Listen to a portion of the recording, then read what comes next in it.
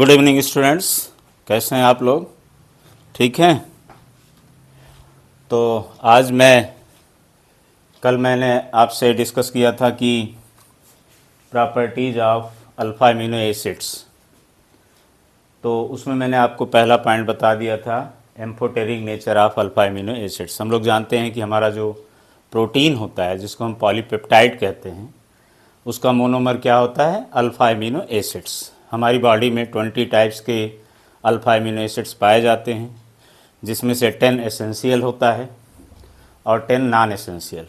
Non essential का मतलब ये होता है कि उसको आपको बाहर से खाने की, डाइट में लेने की आवश्यकता नहीं है, क्योंकि बॉडी उसको ऑटो सिंथेसाइज कर लेती है। ठीक है, जैसे आपका पहला मेंबर है glycine, second member alanine, serine. तो ये सब आपके नॉन एसेंशियल में आते हैं, क्योंकि इनको बॉडी खुद ऑटो सिंथेसाइज कर लेती है, तो आपको बाहर से इनको लेने की आवश्यकता नहीं है।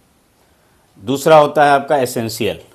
एसेंशियल का मतलब ये हुआ कि बॉडी उसको खुद ऑटो सिंथेसाइज नहीं करती, मतलब वो बॉडी के अंदर नहीं बनता, आपको उसको बाहर से डाइट में, अपने खाने पीने में उसको लेना पड़ेगा। और वो आपके जैसे उसके एग्जांपल हैं आपका वैलिन है, ल्यूसीन है, आइसोल्यूसीन है।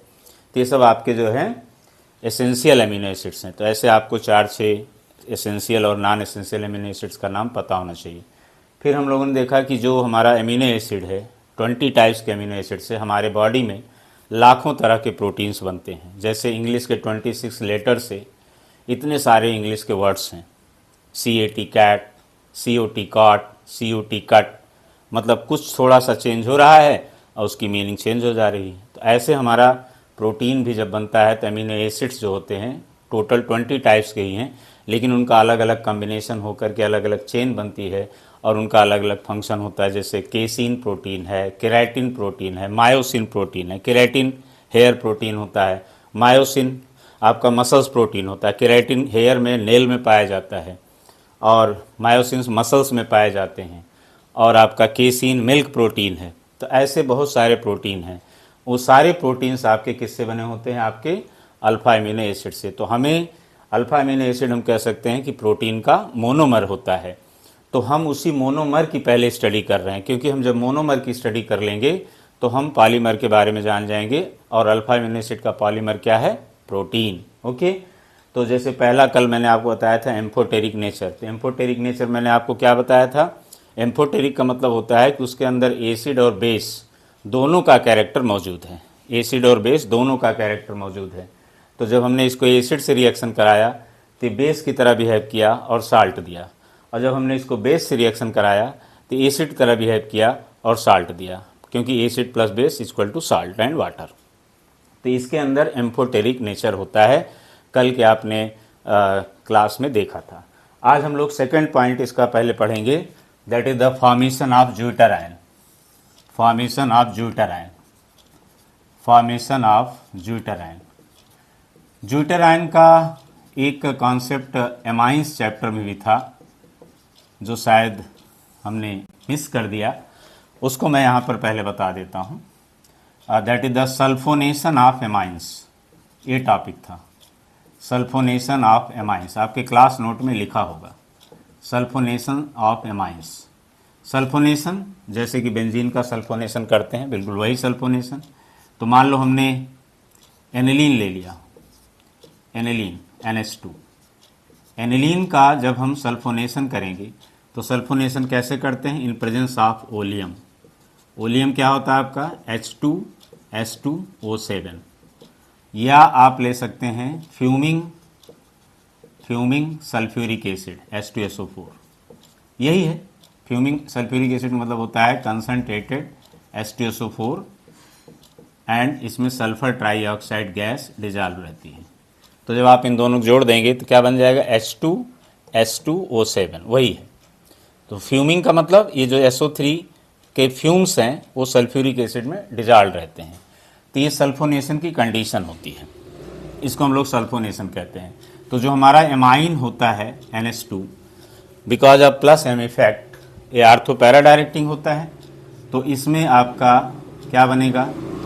NH2SO3H और पहला और दूसरा क्या बनेगा, दूसरा बनेगा आपका NH2 और पैरा पर SO3H ये बनेगा। तो इसमें सल्फोनिल है और एनिलीन है, तो सल्फोनिल और एनिलीन को मिला के बोला जाता है सुल्फेनिलिक एसिड। तो ये है आपका आर्थो सुल्फेनिलिक एसिड, ये है ortho sulphanilic acid, sulphanilic acid, ortho sulphanilic acid. और ये है आपका para sulphanilic acid, para sulphanilic acid, ortho sulphanilic acid and para sulphanilic acid. तो ये जो हमारा सुल्फेनिलिक एसिड है ये ज्यूटर आयन फॉर्म करता है। कैसे ज्यूटर आयन फॉर्म करता है मैं आपको पैरा सुल्फेनिलिक एसिड में दिखाता हूँ। तो इसमें देखो दो पार्ट है, एक है NH2 पार्ट जिसका नेचर कैसा होता है, बेसिक, बेस की तरह बिहेव करता है, और दूसरा है हमारा SO3H एसिड, ये एसिडिक पार्ट है, ये एसिडिक पार्ट है और ये बेसिक पार्ट है। तो यहाँ पे सुल्फेनिलिक एसिड में एसिडिक और बेसिक पार्ट दोनों हैं। तो एसिडिक पार्ट का काम क्या है, H+ लूज करना, बेसिक पार्ट का काम क्या है, H+ गेन करना। तो ये बीइंग एसिड ये अपना H+ लूज करेगा और बीइंग ए बेस ये H+ गेन कर लेगा। मतलब एक प्रकार से कह सकते हो इंट्रामालिकुलर न्यूट्रलाइजेशन रिएक्शन हो रहा है। इंट्रामालिकुलर मतलब दो अलग अलग मालिक्यूल से एसिड बेस नहीं आ रहा है, एक ही मालिक्यूल के दो पार्ट में न्यूट्रलाइजेशन हो रहा है। ये एसिडिक पार्ट है, बेसिक पार्ट है, इसने H+ दिया, इसने लिया, ये एसिड की तरह बिहेव किया, इसने बेस की तरह बिहेव किया, इसने H+ लूज करके एसिड की तरह बिहेव किया, तो इसने H+ गेन करके बेस की तरह बिहेव किया। तो इससे क्या बन गया, इससे ये बना कि जो हमारा NH2 था उसने H+ गेन किया तो बन गया NH3+, और इसने H+ लूज किया तो क्या बन गया SO3-। यही है आपका सुल्फेनिलिक एसिड का, पैरा सुल्फेनिलिक एसिड का zwitter ion. This is called zwitter ion. यही है आपका सल्फोनेशन। आप जब एनिलीन करते हैं तो वहाँ पर हमको ज्यूटर आयन मिलता है। तो अब बताओ ज्यूटर आयन की क्या डिफिनीशन होनी चाहिए। देखो इस पर नेट चार्ज 0 होगा, क्यों, क्योंकि इसमें पॉजिटिव चार्ज है बेसिक पार्ट पर और निगेटिव चार्ज है एसिडिक पार्ट पर। यहाँ पे ये SO3 है, निगेटिव चार्ज है आपका एसिडिक पार्ट पर और बेसिक पार्ट पर पॉजिटिव चार्ज है। तो नेट चार्ज क्या हो जाएगा, 0। तो ज्यूटर आयन की डिफिनीशन फिर क्या बनेगी, इसको हम लोग बोलते हैं double ion. A double ion which has positive charge on basic part, which has positive charge on basic part and negative charge on acidic part, but net charge is equal to 0. Such ion is called zwitter ion. ये है आपका zwitter ion की definition. A double ion which has positive charge on basic part and negative charge on acidic part but net charge is 0, such ion is called zwitter ion. Zwitter का मतलब होता है double. तो इसी तरह से जैसे आपने यहाँ देखा कि सुल्फेनिलिक एसिड में बेसिक और एसिडिक पार्ट है, तो इसी तरह से बेसिक और एसिडिक पार्ट तो हमारे अल्फ़ा एमिनो एसिड में भी होता है। ये देखो अल्फ़ा एमिनो एसिड का जनरल फार्मूला क्या है, CHR-COOH एसिडिक पार्ट और NH2 ये है हमारा बेसिक पार्ट। तो NH2 एमाइन ग्रुप है, ये बेसिक पार्ट है, और कार्बोक्सिल है तो ये एसिडिक पार्ट। तो जैसे आपने देखा कि सुल्फेनिलिक एसिड में बेसिक और एसिडिक पार्ट है, बेसिक पार्ट दोनों का सेम है, बस यहाँ पे सल्फोनिक एसिड वाला एसिडिक पार्ट है, वहाँ कार्बोक्सिलिक एसिड वाला एसिडिक पार्ट है। तो यहाँ पर ये है आपका general formula of alpha amino acids. ये कार्बन आपका अल्फा है और उस पर अमीनो लगा है तो अल्फा अमीनो एसिड। हम इसी आर को चेंज करते हैं तो हमको glycine, alanine, phenyl alanine, leucine, valine, isoleucine, मतलब वो 20 टाइप्स के, यहाँ पे 20 टाइप्स का आर होगा तो 20 टाइप्स के हमको अल्फा अमीनो एसिड मिलेंगे जो कि हमारी बॉडी में होने चाहिए, जिनसे कि सारे प्रोटीन्स बनते हैं। तो अब हम लोग यहाँ पढ़ रहे हैं कि अल्फा अमीनो एसिड कैसे ड्यूटेराइन बनाता है। तो एक पर्टिकुलर पीएच पर, ये काम एक पर्टिकुलर पीएच पर होता है। एक पर्टिकुलर पीएच पर ये एसिडिक पार्ट अपना H+ लूज करेगा और बेसिक पार्ट उस H+ को गेन कर लेगा। मतलब एक पर्टिकुलर पीएच पर इंट्रामालिकुलर न्यूट्रलाइजेशन रिएक्शन होगा। एक तरह से कह सकते हो कि इंट्रामालिकुलर न्यूट्रलाइजेशन रिएक्शन होता है। मतलब एसिड और बेस, तो यहाँ एसिड और बेस अलग अलग नहीं आ रहे हैं, बल्कि एक ही मालिक्यूल के दो पार्ट जो एसिड और बेस हैं वे आपस में रिएक्शन कर ले रहे हैं। एसिड ने H+ लूज करके अपना एसिडिक कैरेक्टर शो किया, बेस ने H+ गेन करके अपना बेसिक कैरेक्टर शो किया। तो इससे क्या बन गया आपका NH3+ CHR COO-। This is your zwitterion of alpha amino acid. This is the zwitterion of alpha amino acid. ये जनरल फार्मूला, क्योंकि आर के टर्म में हमने लिखा, और यहाँ पर भी नेट चार्ज क्या होगा 0। तो जैसे यहाँ पे नेट चार्ज 0 है, देखो वहाँ पे भी नेट चार्ज 0 है। पॉजिटिव पार्ट पर basic part, negative charge on acidic part, negative charge on acidic part. तो ये है ड्यूटेराइन। तो इस तरह से ये ड्यूटेराइन बनाता है। ठीक है। अब कभी कभी एग्जाम में क्वेश्चन आता है, क्वेश्चन ऐसे आएगा कि write the formula of zwitterion, write the formula for zwitterion of glycine, alanine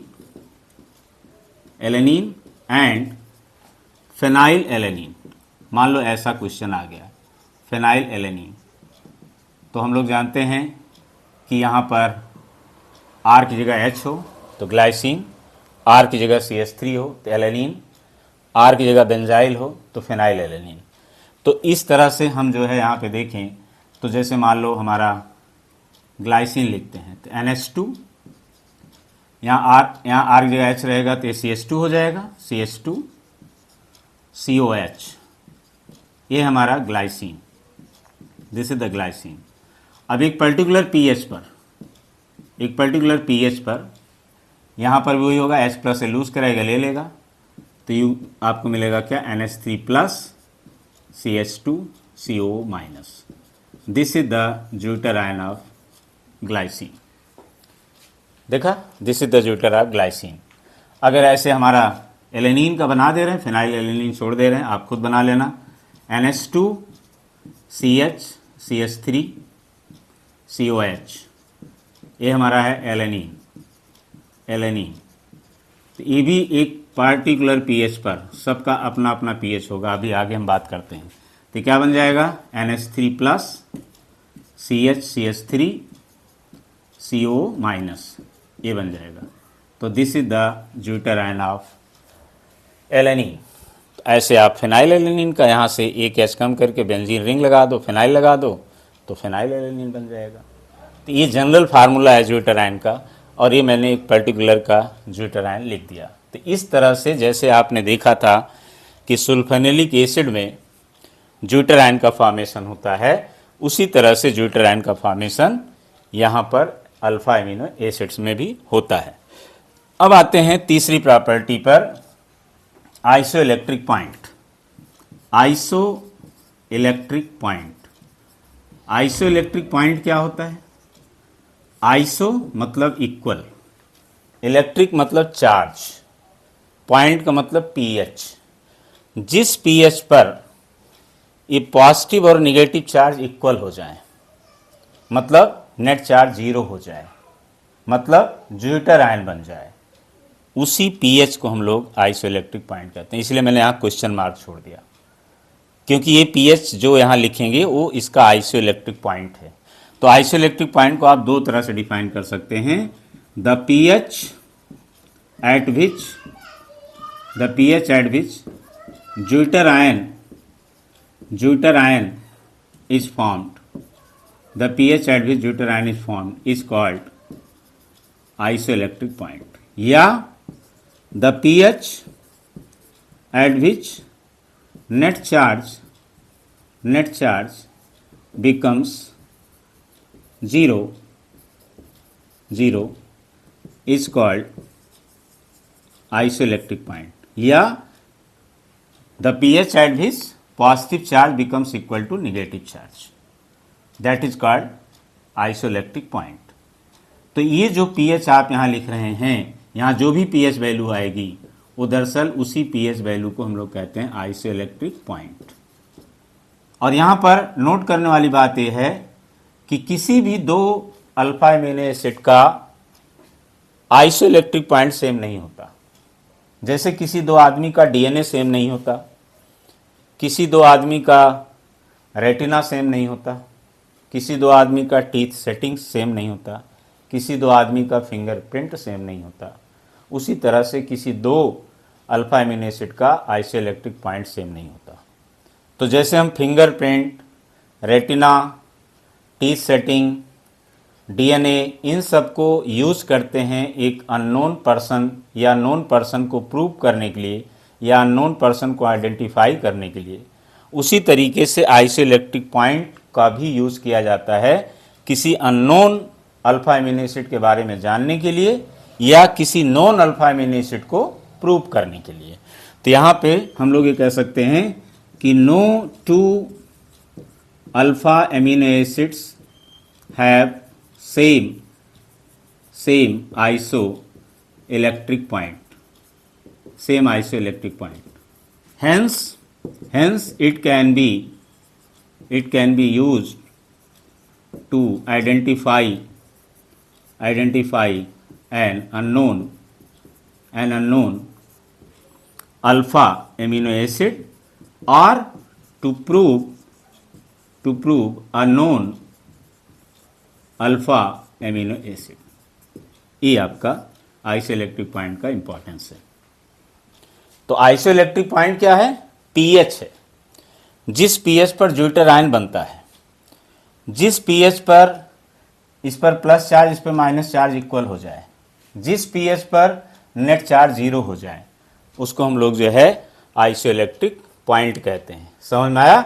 तो ये था आपका जो एमिनो एसिड की तीन important properties, amphoteric nature, formation of zwitter ion and isoelectric point. तो अब हम मोनोमर्स के बारे में जान चुके हैं, जो हमारा प्रोटीन का मोनोमर होता है उसके बारे में जान चुके हैं। आप चाहे तो इसका एक स्क्रीनशॉट ले लें, मैं 2 सेकंड रुक जाता हूं। ओके, तो यहां पर हमने जो है इसके मोनोमर्स अल्फा एमिनो एसिड के बारे में जान लिया। अब हमको जानना है कि प्रोटीन का फॉर्मेशन कैसे होता है। अब हम आते हैं फॉर्मेशन ऑफ प्रोटीन पर। तो प्रोटीन का फॉर्मेशन इन्हीं अल्फा एमिनो एसिड से ही होगा। तो प्रोटीन का फॉर्मेशन देखते हैं कैसे होगा। यहाँ पर फॉर्मेशन ऑफ प्रोटीन हम लोग देखते हैं कैसे यहाँ पर होगा फॉर्मेशन ऑफ प्रोटीन। तो प्रोटीन हमारा बना होता है अल्फा एमिनो एसिड से। प्रोटीन का मोनोमर होता है अल्फा एमिनो एसिड्स। तो वे अल्फा एमिनो एसिड्स एक दूसरे से पेप्टाइड बॉन्ड से जुड़ते हैं। जैसे हम लोगों ने देखा था कि कार्बोहाइड्रेट में ग्लाइकोसिडिक बॉन्ड होता है, वैसे प्रोटीन में हमारा पेप्टाइड बॉन्ड होता है। तो प्रिपरेशन ऑफ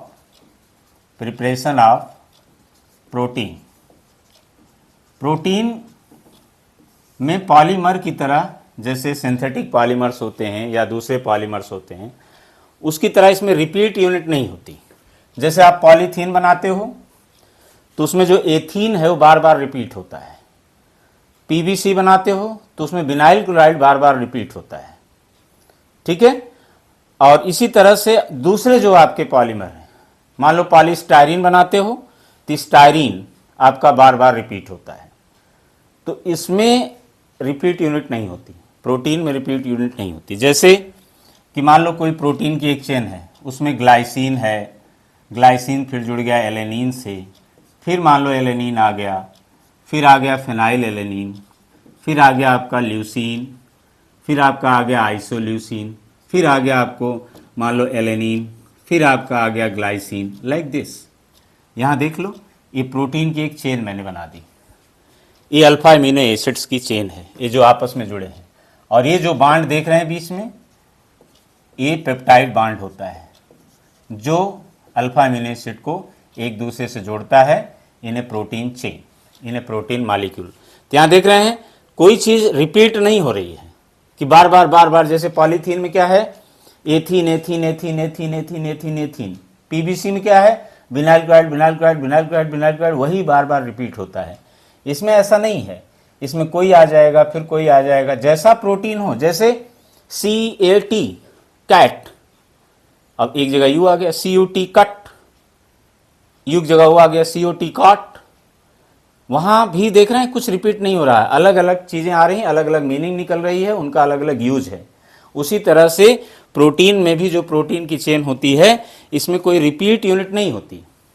इसमें आपके जो जैसा प्रोटीन का नेचर होता है उसके हिसाब से इसमें अल्फा अमीनो एसिड्स की चेन बनती है। तो ये मैंने एक ऐसे आपके समझने के लिए एक प्रोटीन की चेन बना दी है। अब ये बनता कैसे है, तो देखिए जनरल फार्मूला क्या था, अल्फा अमीनो एसिड का जनरल फार्मूला क्या था, रिकॉल करो, NH2CHR बोलो, यही था ना, यही था अल्फा अमीनो एसिड का जनरल फार्मूला।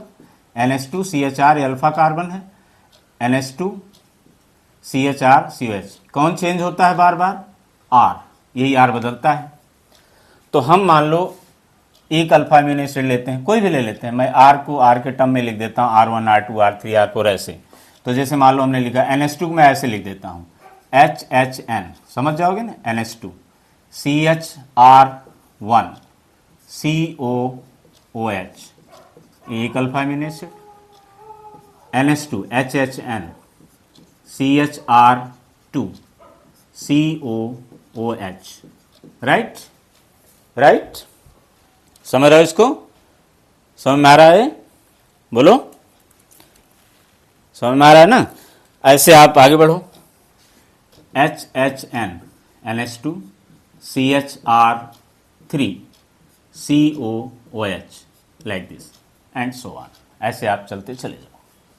हाँ, बीच बीच में हो सकता है R1 फिर से आ जाए, R3 फिर से आ जाए, जैसे एलेनिन एलेनिन, फिर यहाँ एलेनिन आ गया, फिर वहाँ ग्लाइसिन आ गया, ऐसे आ सकता है। लेकिन ऐसे मॉलिक्यूल्स अल्फा अमीनो एसिड्स के, ये आपका फर्स्ट अल्फा अमीनो एसिड है, ये मान लो आपका दूसरा अल्फा अमीनो एसिड है, ये आपका तीसरा अल्फा अमीनो एसिड है, ओके। अब इनके बीच में कंडेंसेशन रिएक्शन होगा।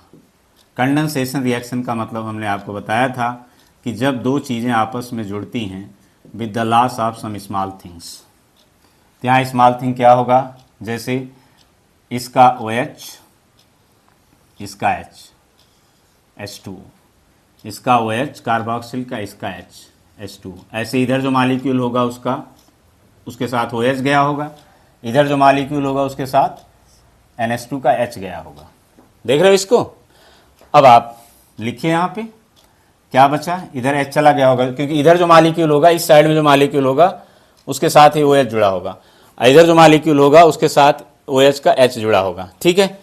तो यहाँ पे आपका क्या मिला, NH CHR1 CO NH CONH CHR2 CO NH CHR3 CO, ऐसे आगे चेन कंटिन्यू की होगी।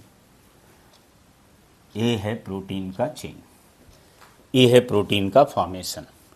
इस तरह से प्रोटीन का चेन बनता है, इस तरह से प्रोटीन का फॉर्मेशन होता है। और इसमें ये देख रहे हो, ये CONH ऐसे आगे CONH, ऐसे इधर भी पीछे CONH, यही है आपका peptide bond. This is the peptide bond या पेप्टाइड लिंकेज, पेप्टाइड बॉन्ड या peptide linkage. This is the peptide bond.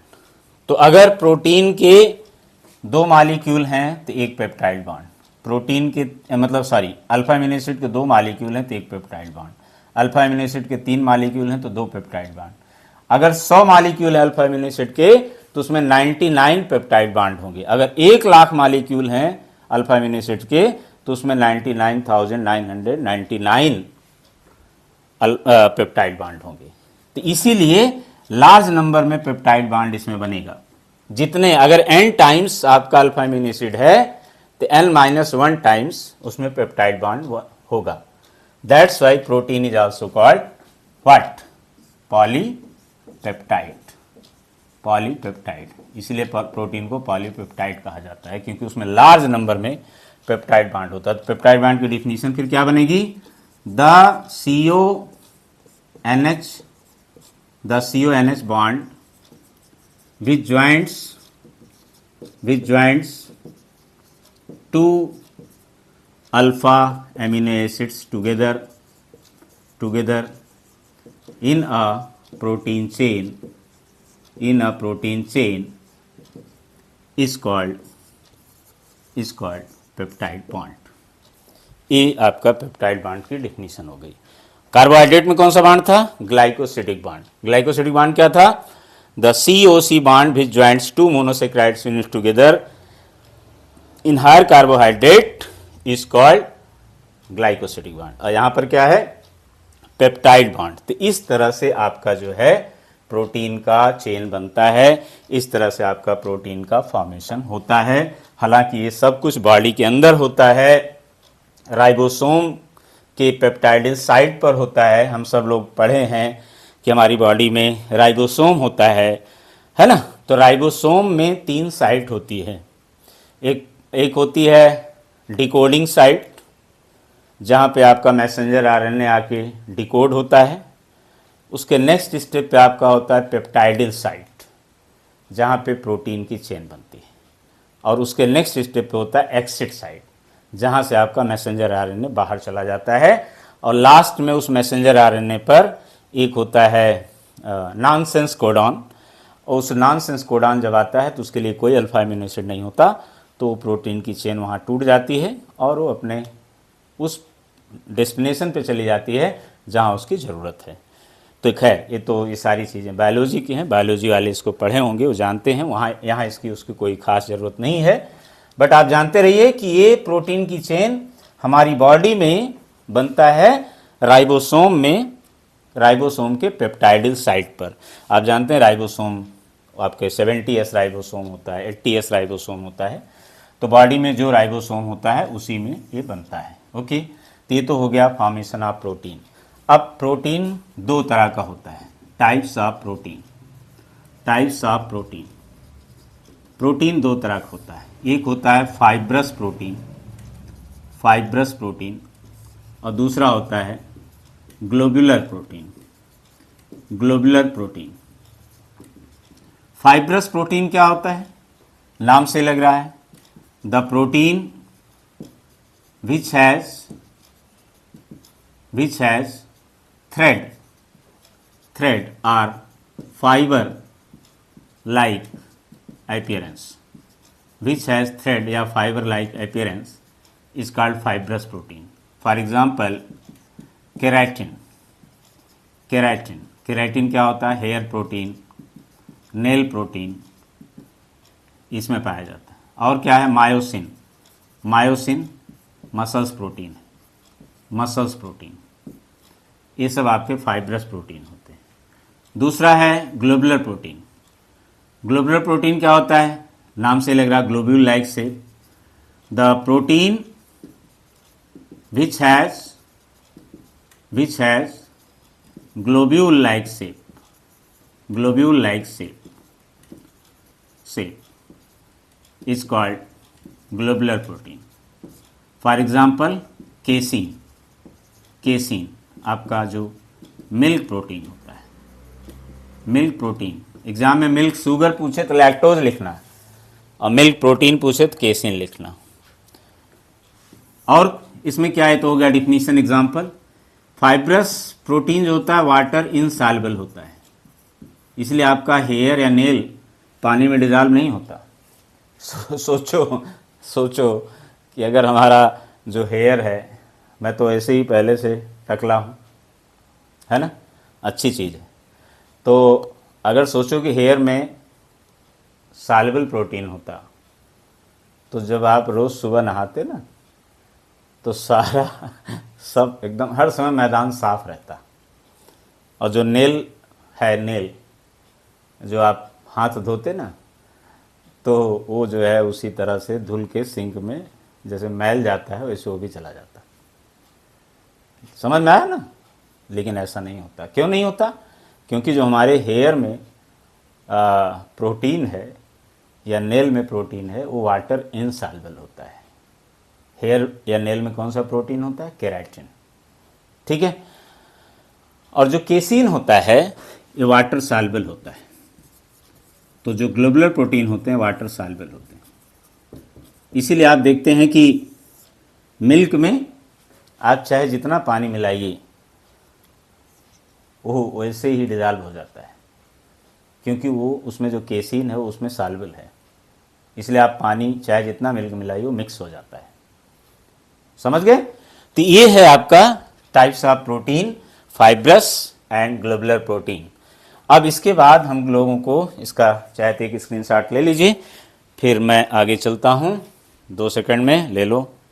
1 2 3 4 5। Okay, तो ये था हमारा प्रोटीन का फॉर्मेशन और टाइप्स ऑफ प्रोटीन। अब हमको जानना है इसमें प्रोटीन के structures, structures of protein, structures of protein.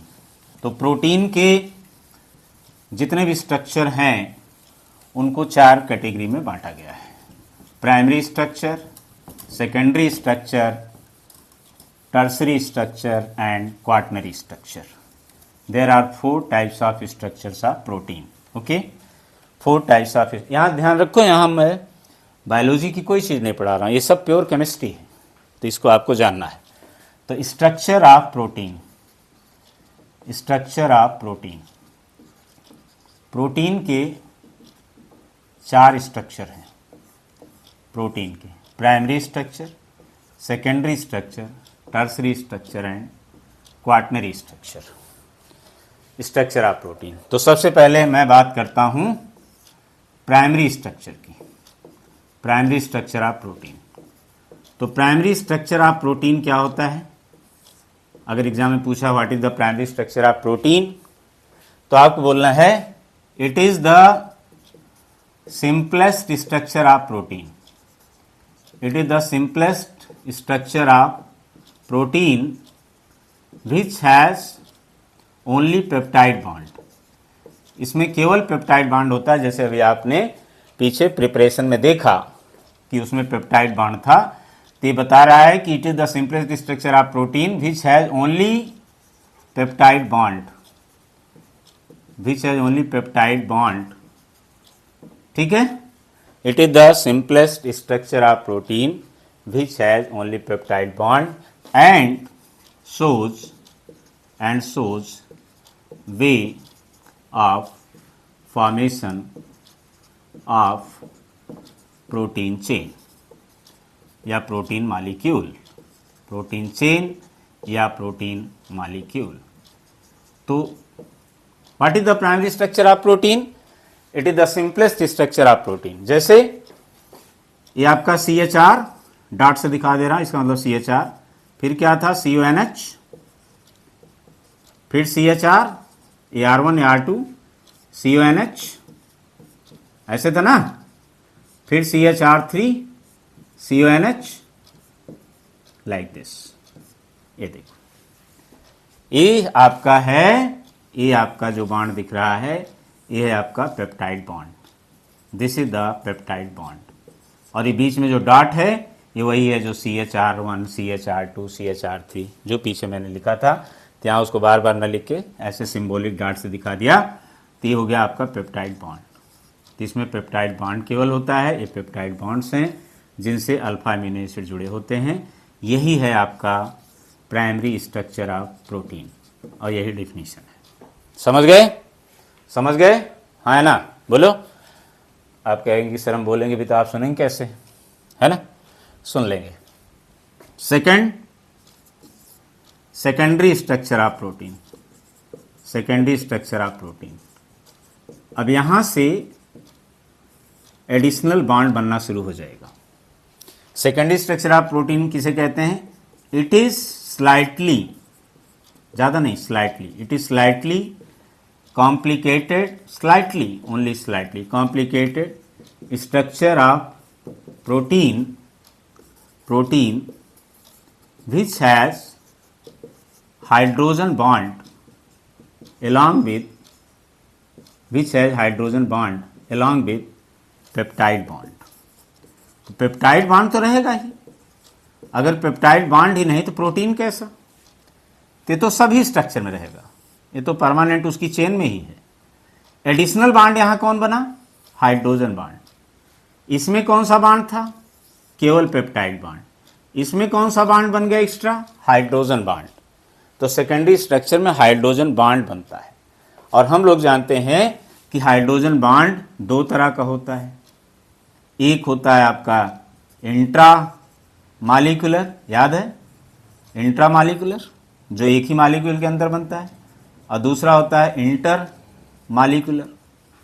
समझ रहे हो? एक होता है इंट्रा मालिकुलर, दूसरा होता है इंटर मालिकुलर। तो इसलिए आपका सेकेंडरी स्ट्रक्चर फर्दर दो पार्ट में बढ़ जाता है।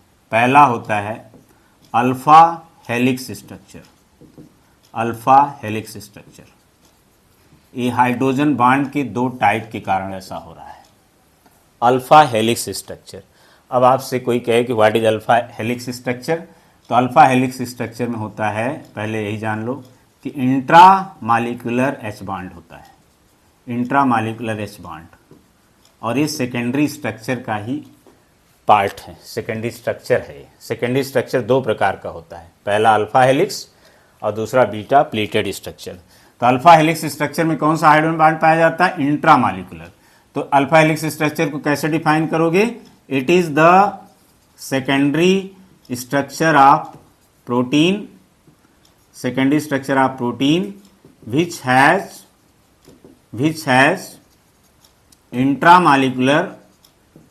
has intramolecular H bond along with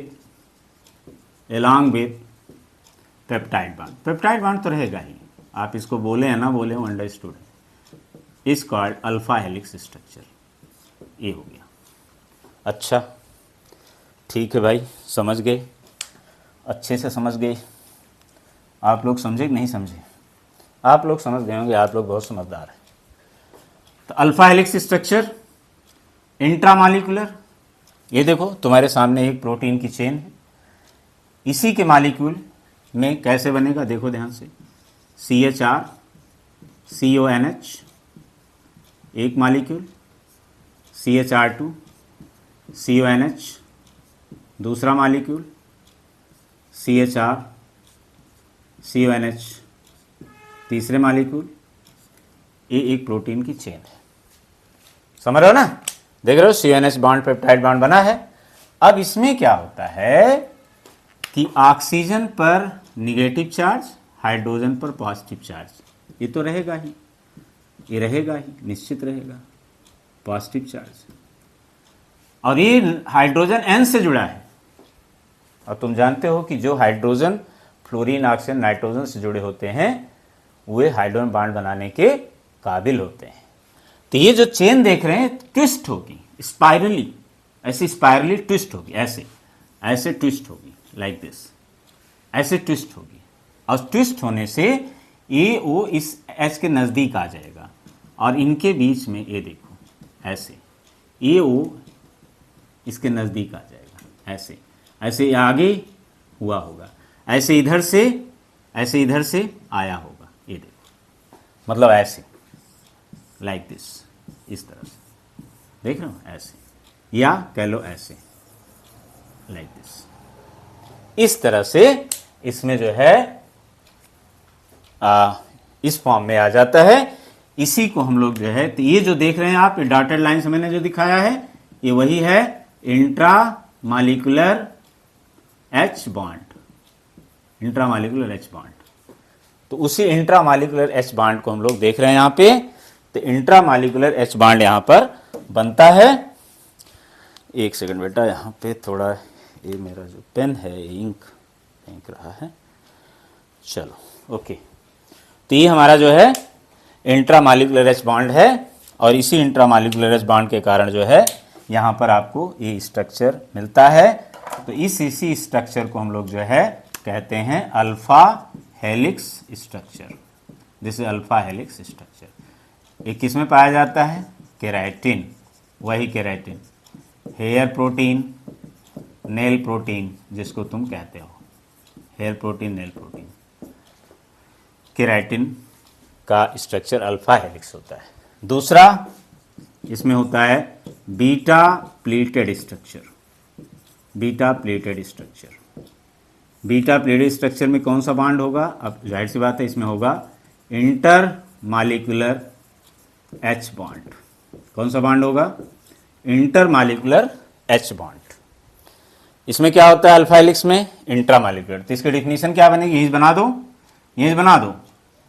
कैसे? इट इज द, वही same, it is the secondary structure of protein, protein which has intermolecular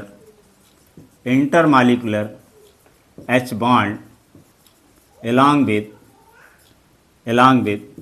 peptide bond. तो ये तो जानते ही हो पेप्टाइड बॉन्ड तो होगा ही, along with peptide bond is called beta pleated structure. ये है इसकी डेफिनेशन। तो इसमें अल्फा हेलिक्स में इंट्रा मालिकुलर एच बॉन्ड होता है, मतलब एक ही मालिक्यूल के दो पार्ट में एच बॉन्ड बनता है, और इसमें इंटर मालिकुलर एच बॉन्ड होता है, मतलब ये between the molecule H bond बनता है। तो अब हम आपको बीटा प्लेटेड स्ट्रक्चर बना के दिखाते हैं।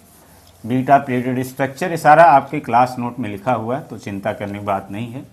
स्क्रीनशॉट ले लीजिएगा, नहीं ले लीजिएगा कोई दिक्कत नहीं है, आपके नोट्स सारे मौजूद हैं।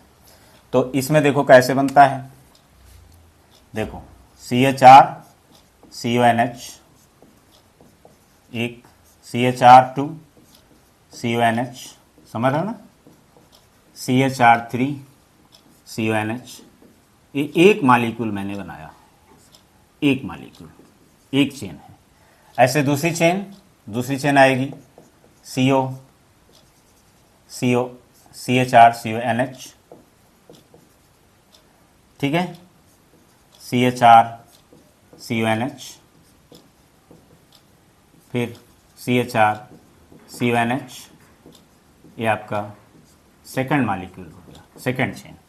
ये फर्स्ट चेन, ये सेकंड चेन, ऐसे आगे आप बढ़ते चले जाओ। तो CHR CONH, CHR CONH peptide bond है, CHR CONH, ये आपकी तीसरी चेन हो गई, एंड सो ऑन। ऐसे चेन्स होती हैं। अब यहाँ पे क्या होगा? वैसे O पर निगेटिव, H पर पॉजिटिव, सब पे मान लो, सारे O पे मान लो निगेटिव है और सारे H पे आपका पॉजिटिव है, सारे H पे पॉजिटिव है, समझ रहे हो? तो यहाँ पर क्या होगा कि ये जो आपका H है इस O के साथ हाइड्रोजन बॉन्ड बनाएगा, ऐसे H का O के साथ हाइड्रोजन बॉन्ड बनेगा, इस H का O के साथ ऐसे हाइड्रोजन बॉन्ड बनेगा। ये थोड़ा मैं रेड इंक से दिखा रहा हूँ जो थोड़ा कम दिखता है, बट आप समझ जाएंगे। ये मैं आपको ऐसे ऊपर ये बना होगा, ऐसे ऊपर ये डॉटेड लाइन से मैं दिखा रहा हूँ, ऐसे बना होगा, ये देखो।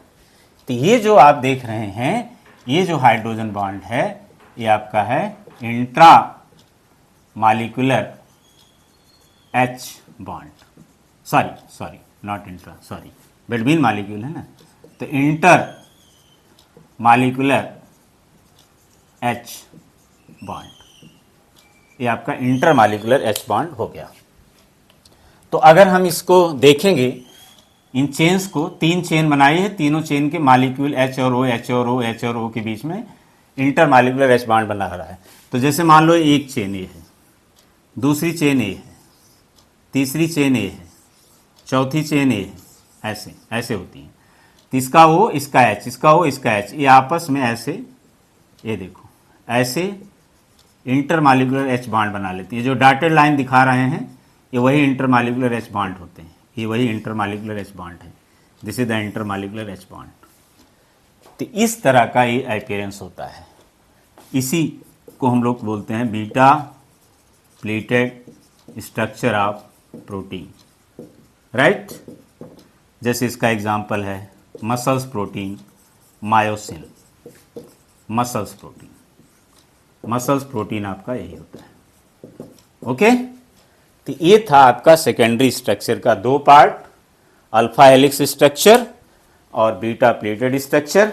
आप इसका एक स्क्रीनशॉट ले लीजिए, फिर हम आगे चलते हैं। अब इसमें प्रोटीन में कुछ ज़्यादा नहीं बचा है, बस थोड़ा सा है, उसको बता देते हैं, बस ये प्रोटीन आपका कंप्लीट हो जाएगा। तो इसमें बस आपको थोड़ा पढ़ना है विटामिन के बारे में और डीएनए आरएनए के बारे में, तो आपका ये चैप्टर कंप्लीट। तो आप ले लिए होंगे स्क्रीनशॉट, ले लीजिए। 1 2 3 4 5 6 7। Okay, thank you. अब हम लोग चलते हैं इसके टर्सरी स्ट्रक्चर पे। टर्सरी स्ट्रक्चर इससे भी ज़्यादा कॉम्प्लिकेटेड होता है, लेकिन कॉम्प्लिकेटेड तो होता है, लेकिन पेपर पे दिखाने के लिए, बताने के लिए सबसे ईजी होता है। कैसे भी आप खुद ही समझ जाएंगे, ठीक है, या आपके पास नोट्स हो तो देख लीजिए, आप खुद ही जान जाएंगे। तो यहाँ पे हम लोग देखते हैं tertiary structure of protein, tertiary structure of protein. तो टर्सरी स्ट्रक्चर ऑफ प्रोटीन क्या होता है, ये आपका तीसरा है, tertiary structure of protein. It is quite complicated, it is quite complicated structure of protein due to presence of variety of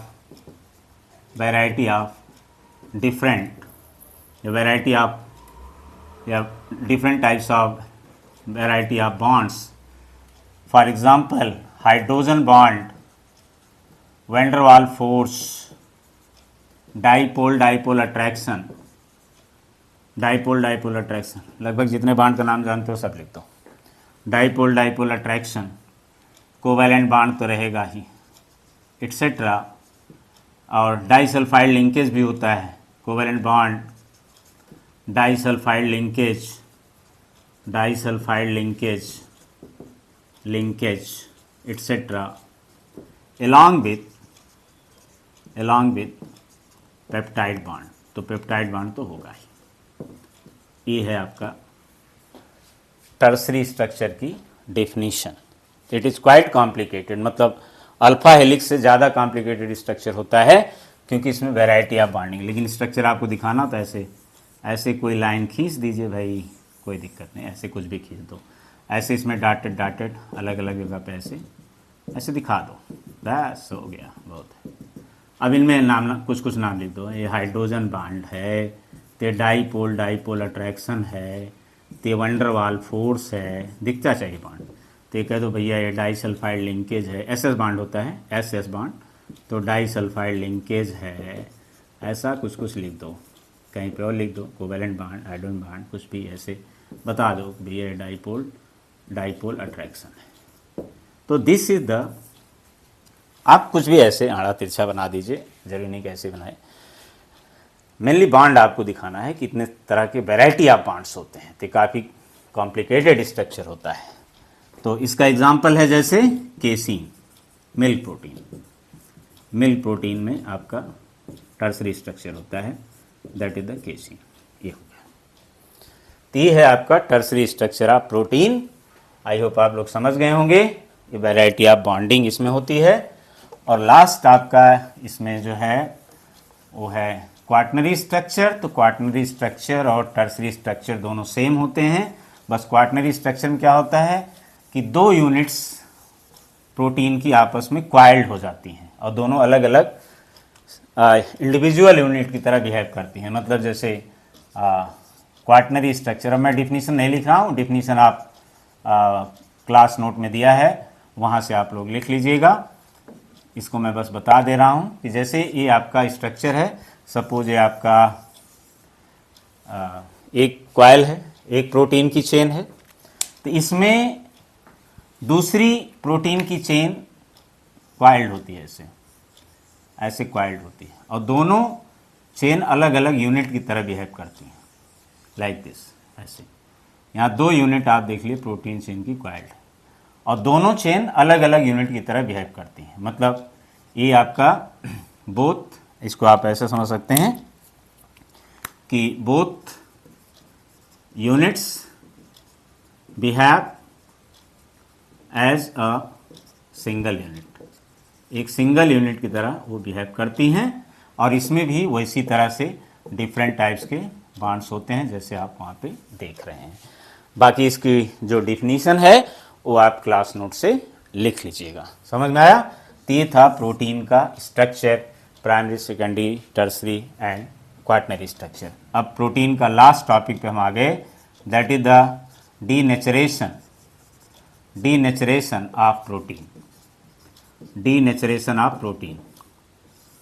ठीक, तो प्रोटीन का डीनेचरेशन क्या होता है, हमको ये जानना है। प्रोटीन का डीनेचरेशन क्या होता है? प्रोटीन में जो होता है, हर प्रोटीन का अपना एक ओन बायोलॉजिकल फंक्शन होता है, ओन बायोलॉजिकल फंक्शन होता है, हर प्रोटीन का अपना एक फंक्शन होता है। क्यों होता है? Due to different types of bonding, जैसे आपने अभी देखा H bond, van der Waals force, dipole attraction, like this, ये रीजन है, एटसेट्रा, डाइपोल अट्रैक्शन एटसेट्रा। तो हर प्रोटीन का अपना एक ओन बायोलॉजिकल फंक्शन होता है due to presence of different types of bonds in protein chain, due to presence of different types of bond in protein chain. जैसे अभी आपने देखा, खूब सारे बॉन्ड्स देखे, इसकी वजह से हर प्रोटीन का अपना एक ओन बायोलॉजिकल फंक्शन होता है। ठीक है, अपना ओन बायोलॉजिकल फंक्शन होता है। लेकिन अगर हम उस प्रोटीन को हीट कर दें, या उसका टेम्परेचर चेंज कर दें, या उसको एसिड से ट्रीट कर दें, या उसका पीएच चेंज कर दें, कुछ कर दें, हीट कर दो, टेम्परेचर चेंज कर दो, एसिड से ट्रीट कर दो, या पीएच चेंज कर दो, तो जो ये डिफरेंट बॉन्ड्स हैं ये सब टूट जाते हैं। देन डिफरेंट बॉन्ड्स, जैसे hydrogen bond, dipole, van der Waals force, disulphide linkage, different bonds get broken, वो टूट जाते हैं, और प्रोटीन अपने प्राइमरी स्ट्रक्चर में आ जाता है, प्राइमरी स्ट्रक्चर ऑफ प्रोटीन में आ जाता है। मतलब वही जिसमें केवल पेप्टाइड बॉन्ड होता है, जिसमें केवल ओनली पेप्टाइड बॉन्ड होता है, उस फॉर्म में आ जाता है। और जब प्रोटीन उस फॉर्म में आ जाता है, अपने प्राइमरी स्ट्रक्चर में इंटैक्ट हो जाता है, मतलब उसका जब आप हीट करेंगे, टेम्परेचर चेंज करेंगे, एसिड से ट्रीट करेंगे, या पीएच चेंज करेंगे, तो जो प्रोटीन के सेकेंडरी स्ट्रक्चर हैं, टर्सरी स्ट्रक्चर हैं, क्वाटनरी स्ट्रक्चर हैं, वो सब वापस प्राइमरी स्ट्रक्चर, मतलब बेसिक स्ट्रक्चर जिसमें पेप्टाइड बॉन्ड केवल होता है, उसमें पहुंच जाते हैं। और जब प्रोटीन इसमें पहुंच जाता है तो protein loses it's biological function, protein loses it's biological functions, protein loses it's biological functions. इसी को कहते हैं denaturation of protein. This is called denaturation of protein. जैसे आप एग को बॉयल कर देते हैं तो उसमें जो प्रोटीन होता है एल्ब्यूमिन, उसका डीनेचरेशन हो जाता है। ठीक है, तो जो बॉयल्ड एग होता है उसमें डीनेचर्ड प्रोटीन होता है, और जो एक्चुअल एग होता है अनबॉयल्ड फॉर्म में, तो उसमें एल्ब्यूमिन प्रोटीन होता है। ऐसे मिल्क में केसिन होता है। जब मिल्क को आप कर्ड में बदल देते हैं, उसका पीएच चेंज कर देते हैं, या आप उससे पनीर बना लेते हैं, तो उसका डीनेचरेशन हो जाता है। तो पनीर जो है उसमें डीनेचर्ड प्रोटीन होता है। मिल्क में तो एक्चुअल केसिन प्रोटीन होता है, लेकिन प्रोटीन में डीनेचर्ड प्रोटीन, पनीर में डीनेचर्ड प्रोटीन होता है। तो ये सब डीनेचरेशन के एग्जाम्पल हैं जो हम लोग जानते हैं। तो डीनेचरेशन का मतलब क्या हुआ कि हर प्रोटीन का अपना एक फंक्शन होता है, अपना एक बायोलॉजिकल फंक्शन होता है, लेकिन अगर हम उसमें कुछ बदलाव कर दें, उसका टेम्परेचर बदल दें, हीट कर दें, पीएच चेंज कर दें, तो उसके अंदर जो डिफरेंट वैरायटी ऑफ बॉन्ड्स थे, hydrogen bond, disulphide linkage, van der Waals force, dipole dipole attraction, ये सब टूट जाते हैं और प्रोटीन अपने original basic structure, primary structure जिसमें केवल पेप्टाइड बॉन्ड है, उसमें आ जाता है। और उस फॉर्म में प्रोटीन अपनी जो बायोलॉजिकल फंक्शन है उसका, जो बायोलॉजिकल प्रॉपर्टी है उसकी, उसको खो देता है। इसी को हम लोग कहते हैं डीनेचरेशन ऑफ प्रोटीन। तो this was the last topic of the protein part. अब इसमें सिर्फ 2 पार्ट बचा है। एक है आपका विटामिन्स और दूसरा है डीएनए आरएनए, फिर आपका चैप्टर समाप्त। तो अगले लेक्चर में हम आपको डीएनए आरएनए पढ़ाएंगे और डीएनए आरएनए 1 दिन का है। और विटामिन्स तो बहुत छोटा सा टॉपिक है, उसमें आपको मेनली विटामिन्स का केमिकल नेम पता होना चाहिए, उसका मेन सोर्स क्या है उस विटामिन का, और उसकी डिफिशियंसी से, उसकी कमी से कौन सी बीमारी होती है। तो विटामिन, उसका केमिकल नेम, उसका सोर्स ऑफ अकरेंस और डिफिशियंसी डिजीजेस, आपको ये याद रखना है। और फैट सॉल्युबल विटामिन और वाटर सॉल्युबल विटामिन 2 होते हैं। फैट सॉल्युबल विटामिन याद रखने का तरीका है डेका, DEKA, मतलब vitamin D, vitamin E, vitamin के और विटामिन ए, डेका, ये फैट सॉल्युबल होते हैं, जो कहाँ स्टोर होते हैं, हमारे एडिपोज टिश्यूज में, एडिपोज टिश्यूज में स्टोर हो जाते हैं। और वाटर सॉल्युबल विटामिन कौन है, बचे 2, vitamin B and vitamin C. Vitamin C का केमिकल नेम जानते हैं, स्कारबिक एसिड। ऐसे आप विटामिन बी में कई कैटेगरी है, B1 है, B6 है, B12 है, तो उनका आपको नाम पता होना चाहिए। ठीक है, तो इसके बारे में हम लोग डिस्कस करेंगे। तो चलो आज बस इतना ही। Thank you so much students, और आई होप कि आप लोग समझ गए होंगे। अगर इसमें कुछ नहीं समझ में आया होगा तो वीडियो को आप फिर से रिपीट करके देख लीजिएगा, या पर्टिकुलर पॉइंट पे रिपीट करके देख लीजिएगा जहां आपको ना समझ में आया हो, और या इसको फुल देख करके आप समझ लीजिए, लेकिन आप इसको समझिए ज़रूर और अच्छे से इसको तैयार करिए। Okay, thank you so much, good night.